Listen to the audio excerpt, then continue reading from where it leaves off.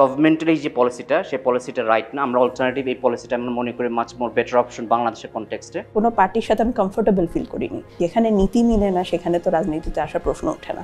আমরা পরবর্তী সময় মানুষের কনফিডেন্সটা আমরা গ্রো করতে পারবো যে আমরা প্রস্তুত বাংলাদেশের রাষ্ট্র পরিচালনার জন্য। 1 নম্বর, ভবিষ্যৎ প্রজন্ম তো দূরের কথা, আমরাই থাকতে পারবো না। আর মাস লেভেলে যদি আমরা পাবলিক ফিডব্যাক না নিই, আমরা কিন্তু সমস্যাটা পুরোপুরি বুঝতে পারবো না। এখন আমরা শো করব যে আসলে রিয়েল পলিটিক্স আসলে কি।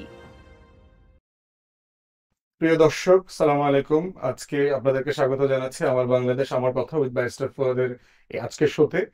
আমাদের স্টুডিওতে আজকে উপস্থিত আছেন হাজরা মেহজাবিন এবং ব্যারিস্টার নোমান, দুজনকে আমরা ধন্যবাদ জানাচ্ছি আজকের পডকাস্টে আসবার জন্য। শুরুতে একটু বলে দিচ্ছি যে এই আইডিয়াটা আসলে বাংলাদেশে বেশ নতুন। আমরা যারা লন্ডনে লম্বা সময় ছিলাম, ওখানে লেখাপড়া করেছি, ওখানকার পলিটিক্সকে খুব ক্লোজলি দেখবার সুযোগ পেয়েছি, আমাদের মাথায়ও এই জিনিসটা প্রথম দিকে বুঝতে অনেক সময় নিয়েছে এবং বিষয়টা আসলে জটিল হলেও নতুন বাংলাদেশ গড়বার জন্য একটা মোক্ষম অস্ত্র বলে আমরা মনে করছি। তো ছায়া সরকার বিষয়টা আসলে কি, এই বিষয়টা আজকে বোঝার চেষ্টা করব এবং এবি পার্টির যে এই যে ব্র্যান্ড আইডিয়াটা ছায়া সরকারের, সেটাকে আসলে তারা কার্যক্রমে কিভাবে ম্যাটেরিয়ালাইজ করছে সেটাও আমরা জানবার চেষ্টা করব। ব্যারিস্টার নোমান, যদি শুরুতে বলেন যে শ্যাডো গভর্নমেন্ট অথবা শ্যাডো অ্যাফেয়ার্স টিম কমিটি যে নামে আপনারা বলছেন, আসলে এটা জিনিসটা কি? খুব সিম্পলি যদি বলি আর কি, উন্নত দেশগুলোতে, উন্নত ডেমোক্রেটিক দেশগুলোতে এই কনসেপ্টটা আছে। ছায়া সরকার যেটা আমরা বলছি সেটা হচ্ছে বাংলাদেশের গভর্নমেন্টের তো একটা মন্ত্রিসভা আছে। এই মন্ত্রিসভার বিপরীতে যেই পলিটিক্যাল দলটা তারা ক্ষমতায় নাই বা বিরোধী দলে আছে, তাদেরও একটা ছায়া সরকার থাকবে, একটা অল্টারনেটিভ গভর্নমেন্ট থাকবে প্রতিটা ইন্ডিভিজুয়াল মিনিস্ট্রির বিপরীতে। তাদের কাজ হবে হচ্ছে যে সবসময় একটা ছায়া রাখা আর কি বাংলাদেশ গভর্নমেন্টের উপর। যেমন হচ্ছে যে যোগাযোগ মন্ত্রণালয়ের আলাদা একটা ছায়া মন্ত্রণালয় থাকবে পলিটিক্যাল পার্টি, যেটা আমরা এই পার্টিতে চিন্তা করছি। তাদের 3টা কাজ মেইনলি হবে। একটা হচ্ছে জবাবদিহিতা নিশ্চিত করা, যেহেতু তারা ক্লোজলি মনিটর করছে গভর্নমেন্টের মিনিস্ট্রিগুলোতে। তো তারা জবাবদিহিতা নিশ্চিত করবে তাদের প্রতিটি অ্যাক্টিভিটিস, প্রতিটি পলিসি এটার পাশাপাশি তারা বিকল্প পলিসি তুলে ধরবে যে তারা এই গভর্নমেন্টের এই যে পলিসিটা, সেই পলিসিটা রাইট না। আমরা অল্টারনেটিভ এই পলিসিটা আমরা মনে করি মাচ মোর বেটার অপশন বাংলাদেশের কনটেক্সটে।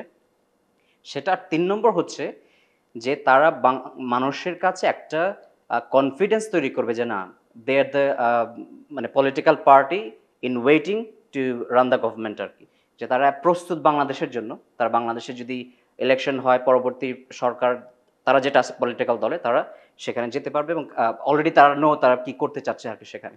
এটা হচ্ছে খুব সংক্ষেপে আপনার শ্যাডো ক্যাবিনেট যেটা বা ছায়া সরকার যেটা আমরা বলছি সেটা আর কি। কিন্তু ওয়েস্টমিনিস্টারে যেটা আমরা আসলে দেখেছি সেটা তো আসলে ইট ফাংশনস উইদিন দ্য পার্লামেন্ট। এখন কোশ্চেন হচ্ছে যে আপনারা তো পার্লামেন্টে নাই, তাহলে এবি পার্টি পার্লামেন্টে নাই, কিন্তু সে ছায়া সরকার নিয়ে আসলে কিভাবে কাজ করবে? আমরা যেটা চিন্তা করছি আর কি এবি পার্টির ব্যাপারে, সেটা হচ্ছে যে যেহেতু এবি পার্টি এখন গভর্নমেন্টে নাই অথবা পার্লামেন্টে তাদের কোনো রিপ্রেজেন্টেশন নাই, তো সেটার কারণে আমরা এখন থেকে যদি অল্টারনেটিভ পলিসিটা তুলে ধরতে পারি, আমরা পরবর্তী সময় মানুষের কনফিডেন্সটা আমরা গ্রো করতে পারবো যে আমরা প্রস্তুত বাংলাদেশের রাষ্ট্র পরিচালনার জন্য। 1 নম্বর।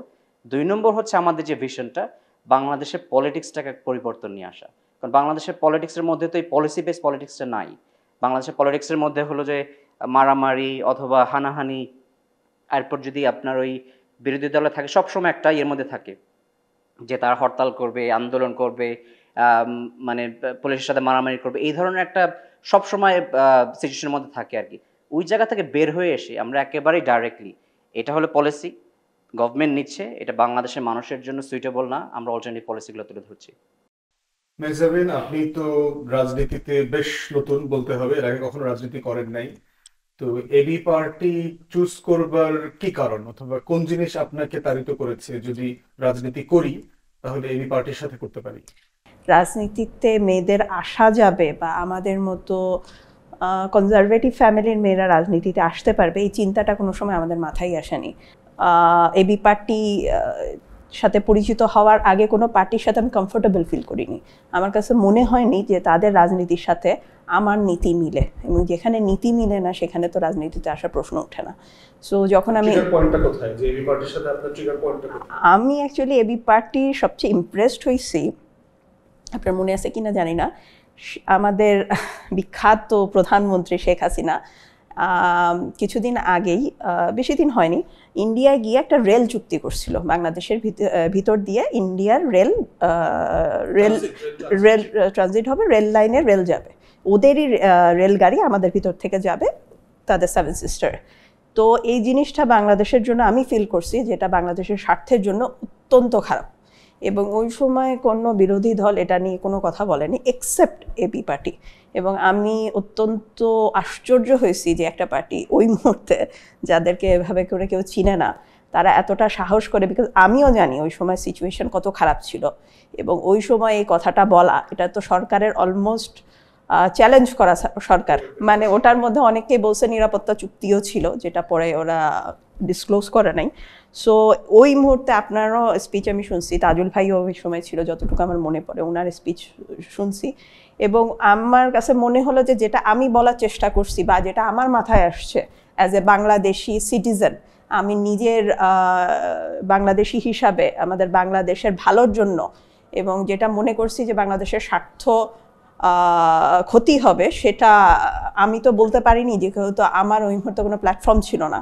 তো আপনারা সেটা বলছেন, এবং ওই সময় আমার কাছে রেজোনেট করছে জিনিসটা, যে না, আমার নীতির সাথে আপনাদের নীতি বা এবি পার্টির চিন্তা ভাবনার একটা মিল আছে। তো মেহজাবিন, আপনি বলছিলেন যে রেল চুক্তি অথবা রেল ট্রানজিটের আলোচনাটা যখন আপনি প্রত্যাশা করছিলেন নাগরিক আকারে কেউ না কেউ বলুক, রেস করুক, এবং এই জায়গাটা আপনাকে এবি পার্টিকে আপনার ব্যাপারটাতে আপনাকে ইমপ্রেস করেছে, তো সেই জায়গাটা কি যদি অন্য কেউ বলতো অথবা অন্য কেউ বলছে না কেন, এই প্রশ্নটাও কিন্তু প্যারালালি আপনার মাঝখানে কাজ করছে কিনা?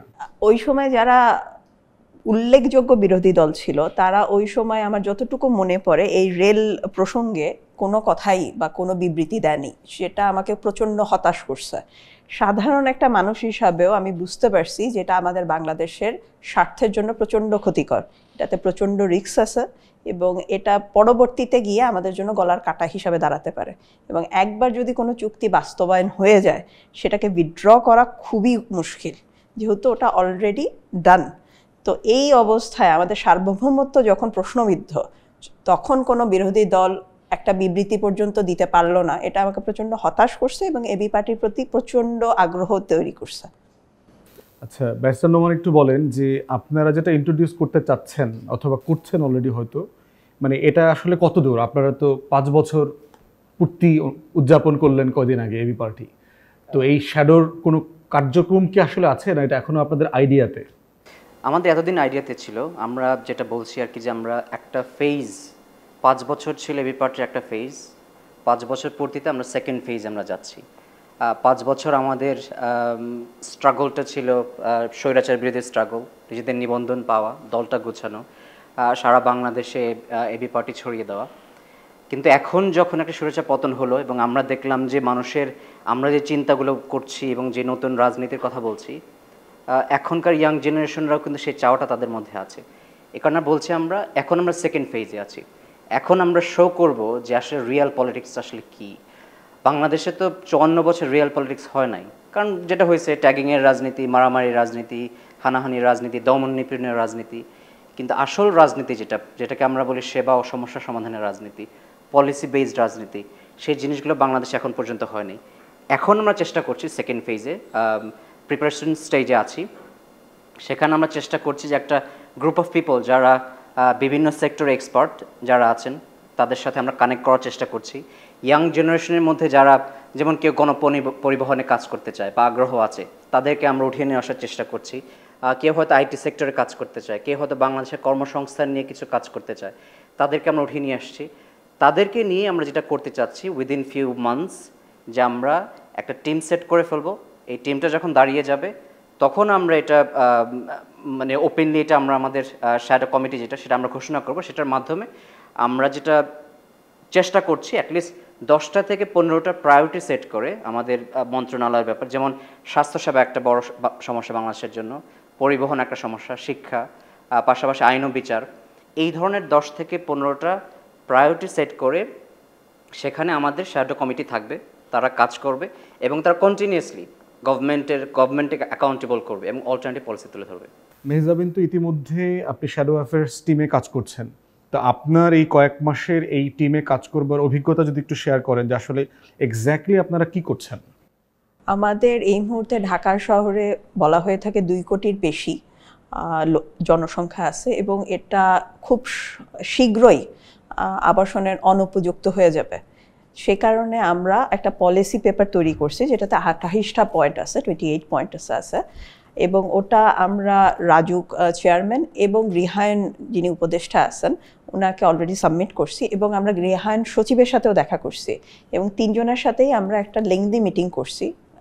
ওনারা আলহামদুলিল্লাহ আমাদেরকে 1 ঘন্টা সময় দিয়েছেন সবগুলোই, এবং ওই 28টা পয়েন্ট আমরা ডিটেল ডিসকাশন করছি যে আমরা কি মনে করতেছি এই মুহূর্তে কোন কোন পলিসি চেঞ্জ করলে বাংলাদেশ ভবিষ্যতে স্পেশালি ঢাকা ভবিষ্যতে বসবাসে যুক্ত হবে। যেটা ড্যাপ আছে ওই ড্যাপের অন্তর্ভুক্ত যে এলাকাগুলো আছে যেটা রাজুকের আন্ডারে পড়ে ওই এলাকাগুলো অত্যন্ত ঘনবসতিপূর্ণ এবং ওইখানে অনেকগুলো সমস্যা আছে যেই সমস্যাগুলো এই মুহূর্তে সমাধানের যদি নীতি অ্যাটলিস্ট নেওয়া না হয় তাহলে খুব ভবিষ্যতেই ঢাকা শহরে আমাদের ভবিষ্যৎ প্রজন্ম তো দূরের কথা আমরাই থাকতে পারবো না। এবং এটার জন্য আমাদের উপদেষ্টা মহোদয় আমাদের পেপারটা খুব আগ্রহ সহকারে রিসিভ করছেন, আমাদের সাথে কথাবার্তা বলছেন। আমাদের যিনি সচিব ছিলেন তিনি অলরেডি আমাদেরকে বলছেন যে এটা নিয়ে উনি আমাদের সাথে কাজ করবেন এবং রাজুকের যিনি চেয়ারম্যান আছেন উনি তো বরং অলরেডি বলছেন যে এই সব কিছু পয়েন্ট ওনার অলরেডি মাথায় আসছে এবং এটা খুব ভালো একটা ইনিশিয়েটিভ। আপনারা যেহেতু এটা পলিটিক্যাল পার্টির পক্ষ থেকে আনসার, সো আমি যখন এই কাজটা করতে যাব এটা আমি রেফারেন্স হিসাবে বলতে পারবো যে অ্যাজ এ পলিটিক্যাল পার্টিও আপনাদের সাপোর্ট আমাদের সাথে আছে এবং ওনারা বলছেন যে অন্যান্য পলিটিক্যাল পার্টিরও এই টাইপের পলিসি সাবমিট করা উচিত যাতে রাজুকে সুবিধা হয়। এবং সবচেয়ে ইন্টারেস্টিং জিনিস হচ্ছে যে এখানে গণপরিবহনেরও একটা ব্যাপার আছে যেটার কারণে আমাদেরকে গৃহায়ন উপদেষ্টার কাছে যেতে হয়েছে যে ঢাকা শহরে এই মুহূর্তে পাবলিক ট্রান্সপোর্টের খুব অবস্থা খুবই খারাপ। মেট্রো খুব ভালো কাজ করে কিন্তু মেট্রো কিন্তু সব জায়গায় যায় না, স্পেশালি গুলশান বাড্ডা এই সাইডে মেট্রো যায় না, মোহাম্মদপুরে মেট্রো যায় না। পাতাল রেলের একটা প্রজেক্ট আছে ওটা কখন হবে উই ডোন্ট নো, বাট এই মুহূর্তে যেটা এক্সিস্টিং গণপরিবহন আছে বাস সেটাকে আমরা বলতেছি যে উন্নত করে কমসে কম পাবলিকের জন্য যে কষ্টটা আছে সেটা লাঘব করার চেষ্টা করা হোক। এটা নিয়ে আমাদের লেংদি আলোচনা হয়েছে এবং আমরা আশা করতেছি যে ওনারা খুব তাড়াতাড়ি এটা নিয়ে কাজ শুরু করবেন। ব্যারিস্টার নোমান যদি একটু বলেন যে মেহজাবিন যে বিভিন্ন ইস্যু ভিত্তিক যে পেপার সাবমিট করার ব্যাপারে বললো এই কাজটা আসলে আপনারা করেন কিভাবে? আমাদের শ্যাডো কমিটির যিনি মেম্বার যিনি এটা নিয়ে কাজ করেছেন ইঞ্জিনিয়ার তানভীর, তো উনি প্রথমে একটা পলিসি ব্রিফ তৈরি করেছেন। সে পলিসি ব্রিফ নিয়ে আমাদের ইন্টারনালি আমাদের পার্টির ভেতরে আমাদের 10-12 জন লিডারশিপ আমরা বসে ওপেন আলোচনা এখানে হয়েছে নিজেদের মধ্যে সে পলিসি পেপারটা নিয়ে। এর পরবর্তী ধাপে আমরা আরেকটু মানুষদেরকে ইনক্লুড করি, আরো কিছু এক্সপার্ট আরো কিছু বাইরের মানুষদেরকে ইনক্লুড করে। মানে আপনারা মানে পক্ষে বিপক্ষে মত দেওয়ার ব্যাপারটা কি মানে অ্যাপ্রুভ করেন অথবা উৎসাহ দেন? মানে এই যে প্রস্তাবনাটার সাথে কি কেউ দ্বিমত করতে পারবে চাইলে এরকম দলের মধ্যে? আমাদের দলের মধ্যেই নানানজন নানান মত নানান চিন্তার থাকবে এবং তাদের দেখা যায় সলিউশন আমি যদি চিন্তা করছি আরেকজন সলিউশনটা ডিফারেন্ট ওয়েতে চিন্তা করছে আর কি। তো ওই স্টেজে যেটা আমাদের ওখানে দ্বিমত ছিল, এটার পক্ষে জোরালো মত ছিল, তো সেটার মাধ্যমে আমাদের প্রাথমিক অ্যামেন্ডমেন্ট আমরা করি। এর পরবর্তীতে আমরা একটা পলিসি ডিসকাশনের আয়োজন করি, সেখানে আরও আলোচনা হয় ওয়াইডার অডিয়েন্স নিয়ে। সেখানে আলোচনার পর আমরা সেটাকে আবার একটু অ্যামেন্ড করি। অ্যামেন্ড করার পরবর্তী ধাপ হচ্ছে আমরা আমাদের একটা স্মারকলিপি তৈরি করে আমরা বিভিন্ন ডিপার্টমেন্টে যাই এবং তাদেরকে বলি, তারা অ্যাপ্রিসিয়েট করেছে যে পলিটিক্যাল পার্টিতে এগুলো করে না। তারা দেখা গেছে যে কোনো পার্টি নির্বাচনের কথা বলে, কোনো পার্টি নির্বাচন মানে নিয়ে বেশি কথা বলছে থেকে তারা কথা বলে, তো এই ধরনের জিনিসগুলো রয়েছে, কিন্তু অ্যাকচুয়াল পলিসি নিয়ে কোনো পলিটিক্যাল পার্টি এখন পর্যন্ত বাংলাদেশে কথা বলেনি। মাঝখানে দেখলাম মেহজাবিন আপনি একটা প্রেস ব্রিফিংয়ে ছিলেন, সেখানে হচ্ছে নারী কমিশনের ব্যাপারে যে প্রস্তাবনাটা তারা চেয়েছিল এই পার্টির কাছ থেকে সেটা নিয়ে আপনারা কথা বলেছেন। তো ওই নারী কমিশনের দেয়া প্রস্তাবনা অথবা রিকোয়েস্টের ব্যাপারে যে এবি পার্টির পক্ষ থেকে যেটা দেওয়া হয়েছে ওটার সাথে মনে হয় আপনি ক্লোজলি কাজ করেছেন, ওটা নিয়ে যদি একটু বলেন যে ওটা নিয়ে আসলে আপনারা কি কাজ করেছেন, যেটা এখন দেশে খুব আলোচনা হচ্ছে আর কি, যেটা নিয়ে মহিলা যে বিষয় কমিটি আছে সেটা যিনি প্রধান আছেন বন্যা আপা, উনি মেইনলি এই পেপারে কাজ করছেন। আমি অ্যাজ এ অ্যাসিস্ট্যান্ট খুব কাছাকাছিভাবে ওনার সাথে কাজ করছি। আমি মেইনলি র ড্রাফটটা বানাইছি, উনি ওটার মধ্যে কিছু কারেকশন করছেন এবং তারপরে ওটা আমাদের চেয়ারম্যান মঞ্জু স্যার এবং আপনাকেও এটা ফাইনাল অ্যাপ্রুভালের জন্য আপনাদের দুজনকে দেওয়া হয়েছে এবং আপনারা কিছু এডিট করছেন এবং আমাদের মধ্যে আলোচনা হয়েছে যে কোন কোন পয়েন্ট রাখা উচিত এবং কোন কোন পয়েন্টকে বেশি এমফাসাইজ করা উচিত। ওই হিসাবে আমরা পয়েন্টগুলো 1 2 3 4 যেরকম আমার মনে আছে যে ফার্স্ট ড্রাফটের সিকিউরিটিটা আরও নিচের দিকে ছিল, 3 4-এ চলে গেছিলো। আমার পরামর্শে ওটাকে আরও উপরে উঠানো হয়েছিল, 1-এ দেওয়া হয়েছিল, যেহেতু সিকিউরিটি আমাদের মতে এবি পার্টির মতে নারী নিরাপত্তাই সবচেয়ে গুরুত্বপূর্ণ বিষয় এবং ওর হিসাবে আমরা পেপারটা বানাই, যেটার মধ্যে পাবলিক টয়লেট, যেটা আমরা মনে করি খুবই গুরুত্বপূর্ণ নারীদের জন্য। আমাদের নারী হিসাবে আমি বলতে পারি যে ঘরের বাইরে আমাদের টয়লেটের প্রচণ্ড সমস্যা হয়, যেটার কারণে বিভিন্ন টাইপের আমাদের ইউটিআই আছে, আরও বিভিন্ন আমাদের রোগের আমরা খুব সাফার করি এবং এটা খালি আমার না, এটা অনেকেরই অনেক সমস্যা। তো এই সম্বন্ধে সরকার যদি একটু দৃষ্টি দেয় এবং এটা যেহেতু অ্যাজ এ হোল নারীদের একটা সমস্যা, পুরুষদের অনেক অপশন থাকে যেটা আমাদের ক্ষেত্রে নাই, তো পাবলিক টয়লেট তৈরি করা বা বিভিন্ন সরকারি ভবনে অ্যাক্সেস তৈরি করা, এই টাইপের একটা প্রস্তাবনা আমরা তাদেরকে দিছি। সেই সাথে আরও কিছু প্রস্তাবনা ছিল ডোমেস্টিক ভায়োলেন্স নিয়ে। এই প্রস্তাবনা থেকে বড় প্রসেস যদি একটু বলেন যে এই কাজটা করবার ক্ষেত্রে কি দলের পক্ষ থেকে আপনাদের উইমেন টিমকে যেভাবে সাপোর্ট দেওয়া দরকার ছিল অথবা যে ফ্রিডম দেওয়া দরকার ছিল অথবা এই মতামত তৈরি করবার জন্য যে স্পেস দরকার ছিল সেটা কি আপনারা পেয়েছেন? অবশ্যই। আমার এখনো মনে আছে আপনার সাথে আমার একটা প্রসঙ্গ নিয়ে দ্বিমত হয়েছিল এবং শেষ পর্যন্ত যেহেতু এটা নারী কমিটির রিপোর্ট, আপনি বলছিলেন যে এটা বেস্ট আমরাই জানি যে এই পয়েন্টটা রাখা উচিত কি উচিত না, যেহেতু 6টা পয়েন্টেরই জায়গা ছিল এবং বেশি লেংদিও করা যাচ্ছিল না। তো শেষ পর্যন্ত আমার এবং বন্যা আপারই 2 ভোটে আমরা জিতছিলাম, আপনি হারছিলেন। তো আমাদেরকে যথেষ্ট স্বাধীনতা দেওয়া হয়েছিল এবং এটা লাস্ট ড্রাফটটা আপনারা অ্যাপ্রুভ করছেন, কিন্তু বানাইছি আমরা এবং ওটা এডিট করা, ওটা প্রথম থেকে শেষ পর্যন্ত কাজ করে এটা মোটামুটি আমরাই করছি। এটার সাথে আমি খুব ভালো মতো গভীরভাবে যুক্ত ছিলাম প্রথম থেকে, first draft, second draft, third draft, কিন্তু বন্যা আপা মেইন কাজটা করছে যেহেতু উনি নারী কমিটির প্রধান ছিলেন। একটা বিষয় হচ্ছে ব্যারিস্টার নোমান, যে প্রসেসের কথা আপনি বললেন এবং মেহজাবিন বললেন যে আপনাদের রিয়েলিটি এক্সপিরিয়েন্সের মধ্য দিয়ে যে কাজগুলো করছেন, এগুলো তো আমরা যারা আইনের ছাত্র আমরা আসলে বিলের ক্ষেত্রে পড়েছি যে পার্লামেন্টারি ড্রাফট সেকশন আছে, তারা ড্রাফট বিলটা তৈরি করে, তারপর এটা white paper, green paper, scrutiny, এই হাউসে ওই হাউসে পিং পং করছে, অ্যামেন্ডমেন্ট দিচ্ছে।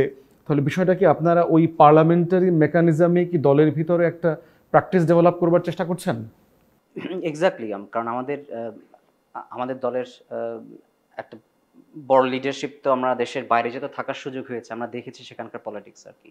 তো সে কারণে আমরা মনে হয়েছে যে সেই ধরনের ডেভেলপ পলিটিক্সগুলো আজকে যদি আমাদের কালচার নিয়ে আসতে পারে বাংলাদেশের কালচারে, তাহলে আলটিমেটলি দেশের উপকারটা হবে আর কি। তো সেখানে যেটা এতক্ষণ ধরে আলোচনা হলো আর কি, যে নিজেদের দলের মধ্যে আলোচনা হওয়া, পক্ষ বিপক্ষ নিয়ে যুক্তিতর্ক হওয়া এবং সেটার বিপরীতে দেখা যায় যে এরপরে কোনো একটা পলিসি পেপার বা ব্রিফ তৈরি হওয়া আর কি।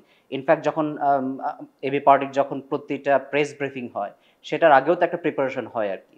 সেটা সাধারণত দেখা যায় যে কোনো পলিটিক্যাল পার্টিতে সেটা নাই, মনে করে যে যা মন চায় টেলিভিশনের সামনে অথবা ক্যামেরার সামনে বলে দিলাম। কিন্তু বাস্তবতা হচ্ছে যে একটা পলিটিক্যাল পার্টির প্রতিটা কথার বিপরীতে কিন্তু তার ব্যাকআপ থাকা উচিত, রিজনিং থাকা উচিত। তো সেই জিনিসটা বাংলাদেশের পলিটিক্সে নাই। তো সেই জিনিসটাই আমরা নিয়ে আসার চেষ্টা করছি, কিন্তু নিয়ে আসতে হলে আমাদের তো প্রিপারেশন প্রয়োজন আছে, জানি আমরা আমাদের প্রতিটা কথার একটা ব্যাকআপ আমরা দিতে পারি এবং রিজন সেখানে আমরা দিতে পারি। আমার মনে আছে যে রাজুকের পলিসি পেপারে প্রথমে হেডিংটা ছিল রাজুক পলিসি পেপার এবং আমাদের কথা ছিল আমরা রাজুকের চেয়ারম্যানের সাথেই কথা বলবো, আর কারোর সাথে কথা বলবো না। বাট যখন আমাদের কমিটিতে এবং বাইরের মানুষের সাথে মিটিং হলো, তারা বললো যে যেহেতু গণপরিবহন আছে এবং আরও কিছু কিছু জিনিস আছে যেটা রাজুকের আন্ডারে পড়ে না, এটা ড্যাপের আন্ডারে পড়ে না, সে কারণে আমরা আবার মঞ্জু ভাইয়ের সাথে কথা বলে উপদেষ্টা এবং সচিবের সাথে আলাদা একটা অ্যাপয়েন্টমেন্ট নিলাম। সে কারণে ওই একই পলিসি পেপার নিয়ে আমরা 3 জনের কাছে গেছি, যেহেতু আমরা মনে করছি যে একজনের অথরিটিতে সবগুলা পয়েন্ট পড়ে না। সো আসলে আমাদের তাহলে সরকারকে শ্যাডো করার যে বিষয়টা আসছে, কোন কোন ডিপার্টমেন্টকে আসলে রিচ আউট করতে হবে আমার এই পলিসির ব্যাপারটাতে, এইটাও আরেকটা ব্যাপার যেটা মেহজাবিন আপা বললেন আর কি, যে আমরা মানুষের কথা কিন্তু শুনছি। যারা পরামর্শ দিয়েছে তারা তো not necessarily member of a political party আর কি, যারা জাস্ট কনসার্ন সিটিজেন অথবা এক্সপার্ট এই পার্টিকুলার ফিল্ডে, তারা যখন পরামর্শগুলো দিচ্ছে সেটা আমরা নিচ্ছি পলিটিক্যাল পার্টি, পলিটিক্যাল পার্টি হিসেবে কিন্তু আমাদের একটা কাজও সেটা আর কি। তো সেটাও কিন্তু এটার মাধ্যমে আমরা কিন্তু শো করতে পেরেছি এই পার্টিকুলার। এই কাজগুলোর ক্ষেত্রে কি আপনারা যেহেতু এই টিমে কাজ করছেন, আপনারা বোধ করছেন কিনা যে আপনাদের টিমের বাইরেও সাধারণ মতামত নেওয়া জরুরি কিনা, ফিল করছেন কিনা যে ধরেন আপনারা রাজুক নিয়ে কাজ করছেন অথবা ঢাকাকে বসবাসযোগ্য করবার নিয়ে কাজ করছেন, সেক্ষেত্রে কি আরও পাবলিক ওপিনিয়ন অথবা সার্ভে করা দরকার কিনা? কারণ আপনারা রুমের ভিতরে যা ভাবছেন দেশের নাগরিকরা আসলে একই জিনিস ভাবছে কিনা। সেটাই। এবং মানে আমাদের প্ল্যানের অন্যতম একটা অংশ হচ্ছে যে প্রতিটা মন্ত্রণালয়ের একজন স্পোকস পারসন থাকবেন, কিন্তু এই স্পোকস পারসনের আবার একটা সাব কমিটি থাকবে। এই সাব কমিটিতে এক্সপার্ট থাকবে, এই সাব কমিটিতে জাস্ট সিম্পল স্টুডেন্ট থাকতে পারে যারা রিসার্চ করছে, এই সাব কমিটিতে দলের সদস্য থাকতে পারে অথবা কনসার্ন সিটিজেন থাকতে পারে, এবং তাদের অন্যতম একটা কাজ হলো মানুষের কাছে কাছে যাওয়া, যে তাদের কাছ থেকে আসলে সেই জিনিসগুলো নিয়ে আসা, তাদের কাছ থেকে সমস্যাগুলো শোনা। কারণ যদি আমরা একেবারেই মানে ফিল্ডে যদি না যেতে পারি, মানে খুব বেশি বিশেষজ্ঞ ফোকাসড হয়ে গেলাম কিন্তু আসলে জনগণের প্রত্যাশার সাথে এটা মিলছে না, সেক্ষেত্রে তো এই টিমটা আসলে ফাংশনাল হবে না। না, আমরা চেষ্টা করতেছি প্রফেশনাল ফিডব্যাক এবং পাবলিক ফিডব্যাক দুটাকেই পাশাপাশি রেখে একটা মোটামুটি মানে অল ওভার দ্য বোর্ড আমরা ফিডব্যাক নেওয়ার চেষ্টা করতেছি। পলিটিক্যাল পার্টি যেটা করতে পারে আর কি, যে এক্সপার্টদের কথা শুনবে, মানুষের সমস্যাগুলো শুনবে এবং এটা সুন্দর করে গুছিয়ে এমনভাবে নিয়ে আসবে যেন সবাইকে কনভিন্স করতে পারে সমস্যার সমাধানটা হলো এখানে। কারণ আমরা যদি খুব বেশি টেকনিক্যাল লেভেলে কথা বলি, খুব বেশি টেকনিক্যালিটির দিকে যাই, আলটিমেটলি মানুষও বুঝবে না কিছু এবং আমরা পরিবর্তনটা নিয়ে আসতে পারবো না। কিন্তু মানুষকে যদি আমরা এডুকেট করতে পারি, অ্যাওয়ারনেস তৈরি করতে পারি, দুইটা জিনিস হবে। একটা হলো যে তারা বুঝতে পারবে সমস্যা কোথায়, দুই নম্বর হচ্ছে তাদের মধ্যে কনফিডেন্সটা আমরা নিয়ে আসতে পারবো যে না, এবি পার্টির পক্ষেই সম্ভব এই সমস্যাটা সমাধান নিয়ে আসা। আর মাস লেভেলে যদি আমরা পাবলিক ফিডব্যাক না নিই, আমরা কিন্তু সমস্যাটা পুরোপুরি বুঝতে পারবো না। তার কারণ যতক্ষণ পর্যন্ত পাবলিক নিজের সমস্যাটা না বলবে, তারপর এক্সপার্ট হয়তো সমাধান দিতে পারবে, কিন্তু সমস্যাটা আগে ধরতে হবে। এবং ওয়াসা নিয়ে যে আপনারা কাজটা করেছেন সম্প্রতি, ব্যাপারটা তো একই রকম, যে আপনারাও ভুক্তভোগী আসলে ব্যাপারটা, তাই না? এবং ওখানে ছিল ওয়াসার, আমরা যখন এমনির সাথে দেখা করি ওখানে ভুক্তভোগীরাও ছিল, কারণ আমরা এবং মানে দলের নেতারাও ভুক্তভোগী, ব্যাপারটা এরকম যে তারাও নাগরিক আকারে গেছে। জি, মিলি আপু ছিল, উনিও ভুক্তভোগী, উনি ধানমন্ডিবাসী কিন্তু উনিও ভুক্তভোগী। আমি মতিঝিলবাসী, আমিও ভুক্তভোগী, যদিও আমার মানে আমি ভুগছি কম, আমার যারা প্রতিবেশী আছে তারা আরো বেশি ভুক্তভোগী। এবং এমন এমন অবস্থা হয়েছে যেটার কথা শুনে, এটা যারা শুনবে তারা আমার চেয়ে ভালো বলতে পারবে, যে পানি খাওয়ার যোগ্য না, ব্যবহারের যোগ্য না, এবং পানির মধ্যে প্রচন্ড পোকা পাওয়া যাচ্ছে, গন্ধ অনেক বেশি। তবে বাসার ইঞ্জিনিয়াররাও আমাদেরকে নিজেদের কারণটা ব্যাখ্যা করছেন যে কেন এটা হচ্ছে, এবং অবশ্যই আমরা এটা মানতে রাজি আছি যে ওনারা কাজ করতেছেন। একটা ইন্টারেস্টিং শেয়ার করি আর কি। সাংবাদিক আজকে একজন সাংবাদিক জিজ্ঞেস করছিল যে আপনারা একটা পলিটিক্যাল পার্টি, আপনারা ওয়াসার এই সমস্যা নিয়ে আপনারা কথা বলছেন কেন? তা আমরা বলেছি দেখেন, এই জিনিসটাতে সমস্যা, কিন্তু পলিটিক্যাল পার্টির কাজ তো কিন্তু এটা, নাগরিকের সমস্যাটা তারা দেখবে, দেখে সমাধানের জন্য চেষ্টা করবে। কিন্তু বাংলাদেশে কোনো পলিটিক্যাল পার্টির সেই মাথা ব্যথা নাই। তো সেখানে আমরা বললাম যে যেহেতু আমরা সেবা এবং সমস্যা সমাধানের রাজনীতির কথা বলছি, এটা আমাদের কাজের অংশ পড়ে যায়। আর দুই নম্বর হচ্ছে পলিটিক্যাল পার্টি হিসেবেই তো আমার রাষ্ট্রের যেই অর্গানগুলো আছে তাদেরকে অ্যাকাউন্টেবল করার দায়িত্ব তো আমার। তা আমি যদি বসে থাকি, আলটিমেটলি তো এই এই অর্গানগুলোতে কোনো অ্যাকাউন্টেবিলিটি আসবে না। কিন্তু আমরা যদি এখন যাওয়া শুরু করি, কথা বলা শুরু করি, দেন ওরা ফিল করবে যে না, আসলে আমাদের দিকে চোখ রাখছে কিছু মানুষ, কিছু পলিটিক্যাল পার্টির চোখ রাখছে, আমরা কিন্তু মানে যা ইচ্ছা তাই করতে পারবো না চাইলে। আপনি আপনার আগের আলোচনাতে বলছিলেন যে ইস্যু ভিত্তিক রাজনীতির কথা, এবং 15-20টা ইস্যু আপনারা আইডেন্টিফাই করেছেন যেগুলো মানুষকে আসলে খুব কষ্ট দিচ্ছে। এটা নিয়ে যদি একটু বলেন যে আসলে সেটা আপনারা কিভাবে আইডেন্টিফাই করলেন এবং সেটা কখন আইডেন্টিফাই করলেন এবং সেগুলো নিয়ে আসলে কি করছেন? একটু যদি ব্যাকগ্রাউন্ডে যাই আর কি, আমরা যখন এবি পার্টি করি, এবি পার্টি করার আগে কিন্তু আমাদের 1 বছরের একটা প্রিপারেশন স্টেজ ছিল। বাংলাদেশের পলিটিক্যাল পার্টি ইনক্লুডিং নতুন যার পলিটিক্যাল পার্টি আছে, হঠাৎ করে মনে যাচ্ছে তার পলিটিক্যাল পার্টি করে ফেলছেন উইদিন ফিউ মান্থসের মধ্যে। কিন্তু আমাদের মধ্যে কিন্তু নিজেদের মধ্যে একটা বোঝাপড়া, একটা লম্বা সময় আমাদের ছিল আর কি। ওই 1 বছর প্ল্যানিং স্টেজে আমরা 21টা স্পেসিফিক সেক্টর চুজ করে, জনআকাঙ্ক্ষার বাংলাদেশ ছিল যে সময়টা, সেটা ওটার কথা বলছি আর কি। তখন 21টা স্পেসিফিক সেক্টর আমরা চুজ করি, ইনক্লুডিং আপনার ট্রান্সপোর্টেশন, আপনার ইন্টারন্যাশনাল ফরেন পলিসি যেটা আর কি, তারপর হচ্ছে আপনার কর্মসংস্থান, জুডিশিয়ারি। তা আমরা এই স্পেসিফিক সেক্টরগুলোতে আমাদের মধ্যে পলিসি ব্রিফ তৈরি করি। পলিসি ব্রিফ তৈরি করার কারণে যেটা হয়েছে যে এবি পার্টি গঠনের পর থেকেই কিন্তু আমরা বলতে পারছি যে আমরা পলিসি বেসড পলিটিক্যাল পার্টি, আমরা পলিসি নিয়ে কথা বলছি, আমরা পলিসি নিয়ে কাজ করছি, আমরা সমস্যার সমাধান নিয়ে অল্টারনেটিভ পলিসিগুলো তুলে ধরছি আর কি। এটার সমাধান মানে এটার সুযোগটা হয়েছে কারণ আমরা ওই 1 বছর প্রিপারেশন স্টেজে আমরা ছিলাম আর কি, সেখানে এগুলো নিয়ে কাজ করা হয়েছে। আমরা গত 5 বছর এটাই চেষ্টা করেছি। আপনি যখন পলিসি ব্রিফ বলছেন এটা আসলে জিনিসটা কি? পলিসি ব্রিফ হচ্ছে যে আমাদের বিভিন্ন সেক্টরের যে সমস্যাগুলোকে আইডেন্টিফাই, একটা পেপার, সেখানে 3 থেকে 4 পাতা, সেখানে সমস্যাগুলো আইডেন্টিফাই করা আছে এবং সেটা পসিবল সলিউশনগুলো দেওয়া আছে যে এই সমস্যাগুলোর এই সলিউশনগুলো হতে পারে আর কি। এটাই আমরা খুব সংক্ষেপে বলছি পলিসি ব্রিফ। আর এরপরে কি করছেন, মানে এটা ধরে আইডেন্টিফাই করলেন, তারপরে আপনাদের কাজ কি? এরপর স্টেজ হচ্ছে আমরা এটা নিয়ে কনসালটেশন হচ্ছে। আমরা যেমন আমাদের হেলথ সেক্টর নিয়ে আমরা একটা তখনকার সময় করোনা পরবর্তী সময়ে আমরা জুমে একটা পলিসি ডিসকাশন বলি, আমরা এটাকে পলিসি ডিসকাশন করি। সেখানে আমাদের বিভিন্ন এই হেলথ সেক্টরের বিভিন্ন যারা স্টেক হোল্ডার আছে তাদেরকে আমরা ইনভাইট করি, জেনারেল পাবলিকদেরকে আমরা ইনভাইট করি, আমাদের দলের মেম্বারদেরকে আমরা ইনভাইট করি। সেখানে আমরা সবাই ওপেন মতামতটা দিই। আমাদের নিজ থেকে একটা ব্রিফ আমরা তুলে ধরেছি, যে ব্রিফটা আমরা তৈরি করেছি সেটা আমরা প্রেজেন্ট করি। এটার বিপরীতে তখন এই মতামতগুলো আসে, অল্টারনেটিভ প্রপোজাল আসে। সেটার কারণে যেটা হয় আমাদের ব্রিফটাকে তখন আমরা একটু রিফাইন করতে পারি, আর একটু পলিশ করতে পারি আর কি। এটা হলো সেকেন্ড স্টেজ।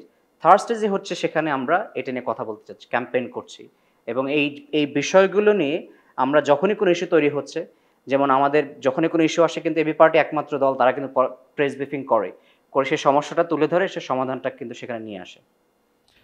মেহজাবিন, আপনি তো শ্যাডো অ্যাফেয়ার্সের অনেকগুলো জায়গা নিয়ে কাজ করেছেন। যেহেতু আপনি রাজনীতিতে নতুন এবং নারী আকারে এসছেন, আপনার এই এবি পার্টির সাথে কাজের এক্সপিরিয়েন্সের জায়গা থেকে চ্যালেঞ্জ কি ফিল করছেন, অথবা যারা আপনাকে দেখছে তারা আসলে রাজনীতির ব্যাপারে উৎসাহিত হবে অথবা অনুৎসাহিত হবে, এই ব্যাপারগুলোকে আপনি কিভাবে দেখছেন আপনার এই কয়েক মাসের জার্নির মধ্য দিয়ে? আমি যখন এবি পার্টি ফার্স্ট জয়েন করি তখন ডিসেম্বর মাস, জানুয়ারিতে আপনাদের কাউন্সিল ইলেকশন হয়েছিল। আমার তখন আইডি কার্ডও হয়নি। ইলেকশনে একটা আইডি কার্ড দেওয়া হয়েছিল, আপনারা পুরা ইলেকশন কমিশন একটা বসায় তাদেরকে আইডি কার্ড দেওয়া হয়েছিল। সো আইডি কার্ড ছাড়া আমি ভোট দিছি। আমার আইডি কার্ডের মধ্যে বোধহয় ছবি ছিল না, শেষ পর্যন্ত খালি একটা নাম লিখে দেওয়া হয়েছিল, স্পেশাল আইডি কার্ড। সো তখন যখন আসছি আমার মনে আছে যমুনাতে আমার একটা সাক্ষাৎকার আসছিল এবং সেখানে আমি বলছিলাম যে আমি তো ভোট দেওয়া ভুলেই গেছিলাম, এখন আমি মানে এই ভোট দিয়ে আমার মনে পড়লো যে ভোট কেমনে দিতে হয়, এই বুথে যেতে হয়, একটা কোনা জায়গায় যেতে হয় যেখানে স্ট্যাম্প মারতে হয়, অপশন থাকে, তারপর একটা ইয়ের মধ্যে ফেলতে হয়। ওই নির্বাচনটা তো দিনের বেলা হয়েছে। হ্যাঁ, দিনের বেলা, রাতে হয়নি। না রাতে হয়নি, দিনের বেলা হয়েছে। এবং আসলেই আমি ভুলে গেছিলাম, আমাকে যারা আছে তারা দেখা দিচ্ছে যে ওই যে কোনায় যেতে হবে, এখানে দেওয়া যাবে না, কোনায় যেতে হবে। তো অনেকদিন ভোট না দেওয়ার কারণে সবাই সেটা জানে, তো আমরা ভুলে গেছিলাম এবং ওটা দিয়ে আমাদের ওই এক্সপেরিয়েন্সটা আবার আমরা ফিল করছি।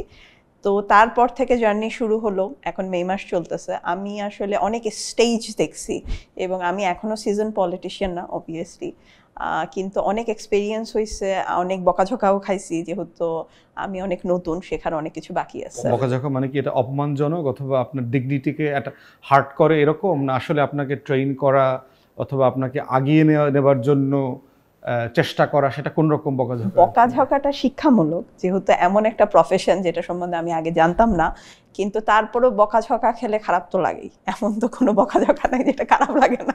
কারণ হচ্ছে যে যদি যারা শুনছে তারা মেয়েরা যদি মনে করে যে এই পার্টিতে আসলে পরে বকাঝকাই খালি খেতে হয়, না না না, ভয় পেয়ে যাবে। বকাঝকা না, না সেরকম ব্যাপার না। ব্যাপার হচ্ছে যে আমরা চাচ্ছি এবি পার্টির পক্ষ থেকে যে এমন নারী রাজনীতিবিদরা রাজনীতিতে আসুক যারা নারী উন্নয়নের সাথে সাথে দেশের উন্নয়নের জন্য সার্বিক ভূমিকা রাখতে পারবে। যেটা সংরক্ষিত আসন আছে সেটা ফোকাস না হয়ে অ্যাজ এ হোল রাজনীতিতে তারা ফোকাসড হবে এবং রাজনীতিতে নারী হিসাবে না, মানুষ হিসাবে এবং নাগরিক হিসাবে অবদান রাখতে পারবে। আপনার এক্সপিরিয়েন্সের সোফার জায়গা থেকে শুনবো যে দলকে আপনার নারী ফ্রেন্ডলি মনে হয়েছে কিনা, অথবা কোনো চ্যালেঞ্জ ফেস করছেন কিনা যেটাকে আসলে দল আকারে তাকে অ্যাড্রেস করা দরকার। একটু পরে বাইসিন ওমানের কাছ থেকে শুনবো যে এই যে 21টা পলিসি ব্রিফ আপনারা তৈরি করেছেন, সেটা কি আপনারা জাতিকে জানিয়েছেন, মানে অথবা দেশবাসীকে বলেছেন যে আমরা এই 21টাকে দেশের সবচেয়ে গুরুত্বপূর্ণ বড় সমস্যা মনে করি? মানে আপনি একটা জিনিস ভাবছেন, দেশের মানুষ এটাকে আসলে সবচেয়ে বড় গুরুত্বপূর্ণ সমস্যা মনে করছে কিনা, মানে সেই যোগসূত্রটা কিভাবে হবে? যখন আমাদের পলিটিক্যাল পার্টিটা গঠন হয়, আমরা শুরু থেকে বলে এসেছি যে আমরা এই 21টা বিষয়ের উপর আমাদের পলিসি ব্রিফ আমাদের তৈরি হয়েছে। কিন্তু ওই যেটা বললাম যে আমাদের 5 বছর সে কাজটা করার সুযোগটা আমরা পাইনি। বাংলাদেশে এমন একটি গভর্নমেন্ট ছিল, এই ধরনের কাজ করার সুযোগ খুব একটা পাওয়া যায়নি। বাট বাংলাদেশের মানুষ দেখেছে ওভারঅল গত 5 বছর। তারপর আমরা চেষ্টা করেছি বিভিন্ন ইস্যু ভিত্তিক আমরা পলিসি আমরা ব্রিফিং করার চেষ্টা করেছি। আমরা ইদানিং রিসেন্টলি আমরা স্মারকলিপি দেওয়া শুরু করেছি, যেহেতু গভর্নমেন্ট চেঞ্জ হওয়ার পর একটা বেটার গভর্নমেন্ট এসেছে, তো সেই জিনিসগুলো হচ্ছে। কিন্তু এখন আমরা যেটা করব সেটা হচ্ছে যে প্রতিটা পলিসি ব্রিফ যেটা আমরা তৈরি করেছি, এখন আমরা এটা একেবারে রুট লেভেলে নিয়ে যাব। আমরা সেটা চুয়াডাঙ্গাতে নিয়ে যাব, আমরা সেটা যশোরে নিয়ে যাব, রংপুরে নিয়ে যাব। সেখানে আমরা সাধারণ মানুষের সাথে বসে তাদের কাছ থেকে আবার বলবো যে এই সমস্যাটা আমরা আইডেন্টিফাই করতে পেরেছি, এখন আপনারা বলেন এই সমস্যাগুলো আপনারা ফেস করছেন অথবা আমরা কোনো কিছু মিসিং করেছি কিনা। তখন তাদের কাছ থেকে যখন আমরা ফিডব্যাক পাবো, তখন আমরা এক্সপার্টদের কাছে নিয়ে যাব যে দেখো এই সমস্যাটা তারা ফেস করছে, এখন এর সমাধানগুলো কি। কারণ এক একটা এক্সপার্টের এক এক ধরনের চিন্তা থাকবে, এক এক ধরনের ওয়ে অফ থট থাকবে আর কি। সেগুলোকে আমরা ন্যারো ডাউন করার চেষ্টা করবো যে আমরা পলিটিক্যাল পার্টি হিসেবে যদি আমরা ক্ষমতায় যাই, আমরা যদি রাষ্ট্র ক্ষমতায় যাই, আমরা আসলে কিভাবে এই পরিবর্তনটা নিয়ে আসতে পারবো, তখন আমরা সলিউশনটা ওভাবে তৈরি করতে পারবো। এটা হলো আমাদের পরবর্তী স্টেজ। লোকালি যাব, কনসাল্ট করব, সেটার পাশাপাশি আমরা এক্সপার্টদের সাথে কনসাল্ট করব, এবং আমরা আমাদের যখন নির্বাচনটা আসবে, আগামী নির্বাচন যখন আসবে, তখন এটার একটা আউটকাম তারা দেখতে পাবে। কারণ তখন আমরা ইশতেহার তৈরি করব, সেই ইশতেহারে এই যে এত বছরের আমাদের কষ্ট, শ্রম, চিন্তা যেগুলো আমরা গ্যাদার করেছি, সেটার ব্যাপার আমরা তখন তুলে ধরতে পারবো। মেহজাবিন, আপনি দলের ভিতরে কি কোনো চ্যালেঞ্জ ফেস করছেন কিনা, অথবা যে প্রত্যাশা নিয়ে এসেছিলেন সেটা বোধ করছেন কিনা যে আপনার স্বপ্নভঙ্গ হচ্ছে, অথবা এই জায়গাগুলো দলকে অ্যাড্রেস করা দরকার? এটা বলার আগে আমি আরেকটা কথা অ্যাড করতে চাই যে প্রায়ই আমাদের ফরেন যেগুলো মিটিং হয় সেখানে আমাদেরকে একটা কোশ্চেন করা হয় যে যখন জুলাই আন্দোলন হয়েছিল তখন প্রচুর নারী অংশগ্রহণ দেখা গেছে, কিন্তু ওই নারীদেরকে পরে আর রাজনীতিতে সক্রিয় দেখা যায়নি, এটার কারণ কি? এবং এটা আপনি আমার মতোই জানেন যে এটা প্রায়ই এই কোশ্চেনটা আসে। সেই জিনিসের আসলে অনেকগুলো কারণ ছিল। সেটা হচ্ছে সেটা একটা আপরাইজিং ছিল, সেই কারণে নারীরা বোধ করছে যে দেশের জন্য রাস্তায় নামা উচিত, আমরাও বোধ করছি। কিন্তু পরবর্তীতে হয়তো তারা চুজ করছে যে তাদের যে প্রফেশন বা স্টুডেন্ট লাইফ আছে সেটাই বেটার তাদের জন্য, এটা তাদের লাইফ চয়েস। এবং এটা নিয়ে যদিও কিছু কিছু জায়গায় কিছু ক্রিটিসিজম আছে, কিন্তু আমার মতে এটা রেসপেক্ট করা উচিত। তাদের লাইফ চয়েস তাদের কাছে, তারা যদি মনে করে যে তারা তাদের নর্মাল লাইফে ফেরত যাবে এবং পলিটিক্যালি অ্যাক্টিভ থাকবে না বাট কনসিয়াস থাকবে, এটার মধ্যে ক্রিটিসাইজ করার তেমন কিছু আছে বলে আমি মনে করি না। আপনি যে কোশ্চেনটা করলেন সেটা হচ্ছে যে না, আমি এবি পার্টিতে এখন পর্যন্ত এমন কিছু পাইনি। মিসোজিনি আছে আমাদের পলিটিক্যাল কালচারের মধ্যে, এবং ব্রডলি বলা যায় গ্লোবাল পলিটিক্যাল কালচারের মধ্যে মিসোজিনি আছে। এখন পর্যন্ত আমেরিকায় কোনো ফিমেল প্রেসিডেন্ট আসে নাই, অনেক জায়গায় আসে নাই। বাংলাদেশে শেখ হাসিনা অনেক দিন ছিল, কিন্তু অনেক দেশেই কোনো ফিমেল কোনো হেড অফ স্টেট আসে নাই। এটার একটা কারণ মিসোজিনি। সো এই সিচুয়েশনে সব জায়গায় কিছু না কিছু চ্যালেঞ্জ তো ফেস করতে হয়। আমি এবি পার্টিতে জয়েন করার পরে আমি 2টা কমিটিতে যেহেতু কাজ করছি, আমি তেমন কোনো মিসোজিনি ফেস করিনি, কিন্তু কিছু চ্যালেঞ্জ আছে যেই চ্যালেঞ্জগুলো অবশ্যই ফেস করতে হয়। যেমন আমাদের একটা ফ্যামিলি লাইফ আছে, তার সাথে রাজনীতি আছে, ওয়ার্ক লাইফ আছে, এটা ব্যালেন্স করতে হয়। অনেক সময় কাজের জন্য একটু রাত হয়ে যায়, এগুলা জিনিস এটা যে কোনো কর্মক্ষেত্রেই এটা ফেস করতে হয়, তো সেটা নর্মাল। এছাড়া তেমন কোনো স্পেশাল চ্যালেঞ্জ আমি ফেস করিনি। ব্যারিস্টার নোমান, আপনি যেহেতু এবি পার্টির এই ছায়া সরকার বিষয়ক কাজটা দেখাশোনা করছেন, অনেকগুলো মানে পরিকল্পনা, স্বপ্ন, এগুলো নিয়ে আপনি কথা বলেছেন, এটাকে আপনি নেক্সট ফেজে কোথায় দেখতে চান? আমরা গণ অভ্যুত্থানের পরে আমরা দেখেছি বাংলাদেশের মানুষের মধ্যে, বিশেষ করে তরুণ সমাজের মধ্যে কিন্তু একটা আকাঙ্ক্ষা তৈরি হয়েছে, যেটাকে আমরা বলছি বাংলাদেশ 2.0। আমি যেখানে দেখতে চাই যে এই তরুণরা যারা রাস্তায় নেমেছে তখনকার সময়, এবং তাদের একটা স্বপ্ন আছে বাংলাদেশকে নিয়ে, তাদের জন্য আমরা স্পেসটা তৈরি করে দিতে চাই। এবং ভালো মানুষদেরকে যদি আমরা রাজনীতি নিয়ে আসতে পারি, তরুণদেরকে যদি আমরা গাইড করতে পারি, গাইড করার প্রয়োজন আছে তাদেরকে, কারণ তরুণদের ম্যাচুরিটির সময়ও তো একটা পিরিয়ড, ট্রানজিশন পিরিয়ড আমাদেরকে দেওয়া দরকার। আমরা মনে করি যে আমরা যদি তরুণদেরকে এঙ্গেজ করতে পারি, এই ছায়া সরকারের যে কনসেপ্টটা নিয়ে আমরা কাজ করছি, তারা রিসার্চ করতে পারে সেখানে, এখানে বসে তারা আমাদের যে পাবলিক এঙ্গেজমেন্টগুলো আছে সেখানে তারা সম্পৃক্ত হতে পারে। এটার পাশাপাশি তারা এই শ্যাডো কমিটির যত কাজ আছে সেখানে তারা কন্ট্রিবিউট করতে পারে।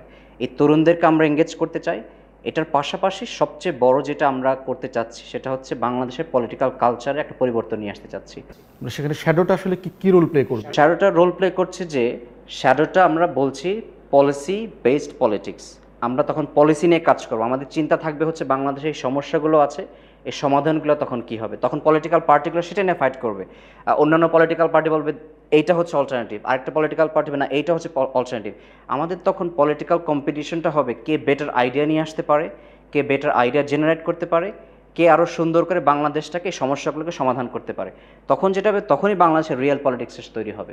তখন বাংলাদেশে এই ধরনের হামলা মামলা, তারপর হচ্ছে দমন নিপীড়ন, সেটা থেকে বাদ দিয়ে বরঞ্চ পলিসি নিয়ে বাংলাদেশের ভবিষ্যৎ নিয়ে আমরা কাজ করতে পারবো। মেহজাবিন, শেষ প্রশ্ন হচ্ছে যে আপনি আপনার কাজের অভিজ্ঞতায় বোধ করছেন কি না যে আপনার প্রত্যাশা এবং আপনার মেধা বিকশিত হবার মতো সাফিসিয়েন্ট স্পেস দলের ভিতরে আপনি পাচ্ছেন কিনা, এবং নতুন প্রজন্মের যে যারা বলছেন যে আমরা যাদেরকে জুলাই কন্যা বলছি, আগস্টের মেয়েদের কথা বলছি, তাদেরকে আকৃষ্ট করবার জন্য সেটা সাফিসিয়েন্ট কিনা? এই জিনিসে আমি আমার নিজস্ব যে মতামত আছে সেটা হচ্ছে যে অনেকে হয়তো সাফিসিয়েন্ট স্পেসটা পাচ্ছে না এবং প্ল্যাটফর্ম পাচ্ছে না যেখানে তারা নিজেদের রাজনৈতিক বক্তব্য বা কার্যক্রমগুলা মানে সন্তোষজনকভাবে করতে পারবে এবং তাদের পার্সোনাল সিকিউরিটি বা তাদের কোনো পার্সোনাল অ্যাটাক করা হবে না। এই যখন সিচুয়েশন, স্পেশালি 16 বছরের যে ফ্যাসিজমের যে রাজনীতিটা ছিল এবং যে কালচারটা তৈরি হয়েছিল, সেই কালচার থেকে, টক্সিক কালচার থেকে আমাদের বের হতে একটু সময় লাগতেছে। মানুষের মনে রাজনীতি নিয়ে যে ভয়টা ঢুকে গেছে, সেই কারণে রাজনীতিতে দুর্নীতিগ্রস্ত খারাপ মানুষরা মোটামুটি তারাই এখন মোটামুটি বেশি সংখ্যাগরিষ্ঠ। যারা ভালো মানুষ আছে, যারা কাজ করতেও চায়, তারা হয়তো সুযোগটা পাচ্ছে না এবং তাদের ইচ্ছা থাকলেও তারা নিজেদের সুযোগটা হিসাবে এবং ইচ্ছা হিসাবে ওভাবে করে কাজ করার কোনো প্ল্যাটফর্ম পাচ্ছে না। সেই হিসাবে আমি মনে করব যে এবি পার্টির যদি নতুন নারী রাজনীতিবিদ যারা আছে তাদেরকে এই সুযোগটুকুনি আরও ভালো মতো, এখন তো অবশ্যই আমার মতো কিছু মানুষ আছে যাদেরকে দিচ্ছে, কিন্তু আরও তরুণ যারা প্রজন্ম আছে, প্লাস যারা আরও বয়স্ক আছে, যারা দেশের জন্য কোনো কাজ করতে চায়, তাদেরকে যদি এই জিনিসটা, প্রথম কথা হচ্ছে সচেতনতার একটা ব্যাপারটা আছে যে এবি পার্টি যে এই সুযোগটুকুনি বা এই প্ল্যাটফর্মটুকুনি তাদেরকে দিতে পারে, এটা তাদেরও জানতে হবে। সো এই যদি গণসংযোগটা হতে পারে এবং তারা যদি আগায় আসে, তাহলে এটা আমাদের দেশের জন্য ভালো এবং তারাও একটা পারপাস পেল, যাদের পলিটিক্যাল চেতনার একটা প্রকাশের একটা প্ল্যাটফর্ম পেল, যেখানে আমরা তাদেরকে নিয়ে একসাথে কাজ করতে পারবো। প্রিয় দর্শক, আজকের পডকাস্টে আমরা আলোচনা করছিলাম এবি পার্টির একটা বেঞ্চমার্ক আইডিয়া নিয়ে। সেটা হচ্ছে তাদের যেহেতু পলিটিক্যাল স্লোগান হচ্ছে সবার আগে বাংলাদেশ, সেইটা বাস্তবায়ন করবার জন্য তারা একটা ওয়েস্টমিনিস্টার মডেল থেকে শ্যাডো ক্যাবিনেটের আইডিয়াটাকে তারা বাংলাদেশে ফ্লোট করেছে। এটাকে তারা একটা পার্টি ফর্মে রিস্ট্রাকচারিং করছে শ্যাডো কমিটি আকারে, ছায়া সরকার, এবং এই বিষয়ে তারা একটা সম্পাদকীয় পদ তৈরি করেছে কেন্দ্রে এবং জেলায় মহানগরীর কমিটিগুলোতে। সেটা নিয়ে তারা কাজ করছে। তাদের কাছ থেকে শুনছিলেন যে ইতিমধ্যে 21টা বিষয়ে জনভোগান্তির তালিকা করে তারা পলিসি ব্রিফ তৈরি করেছে। দুজন সহকর্মীর কাছ থেকে আপনারা শুনছিলেন তারা বিভিন্ন ডিপার্টমেন্টে এই প্রসেসটা কীভাবে ফলো করছে, কীভাবে পলিসি ব্রিফ তৈরি হচ্ছে, কীভাবে ক্রস সেকশন ডিসকাশন হচ্ছে, কীভাবে ব্রেইনস্টর্মিং হচ্ছে, পক্ষ বিপক্ষ মত দ্বিমত থেকে তারা একটা ফাইনেস্ট প্রোডাক্ট তৈরি করছে, যেটা তারপরে তারা রাষ্ট্রের সাপেক্ষে কোন কোন ডিপার্টমেন্টে দেওয়া জরুরি বলে মনে করছেন সেখানে তারা দিচ্ছেন, মতামত তৈরি করছেন এবং জনগণের পক্ষে আওয়াজ তুলছেন। তো এইটা হচ্ছে এবি পার্টির জায়গা থেকে তারা বোধ করছেন যে একটা পলিটিক্যাল ব্র্যান্ড আইডিয়া আর কি। তো সেই জায়গাতে আজকে আলোচনা করতে এসছেন হাজরা মেহজাবিন এবং ব্যারিস্টার নোমান, দুজনকে আমরা ধন্যবাদ জানাচ্ছি আজকের পডকাস্টে আসবার জন্য। আগামী পর্ব দেখবার আমন্ত্রণ জানিয়ে আজকে বিদায় নিচ্ছি। সবাই ভালো থাকবেন।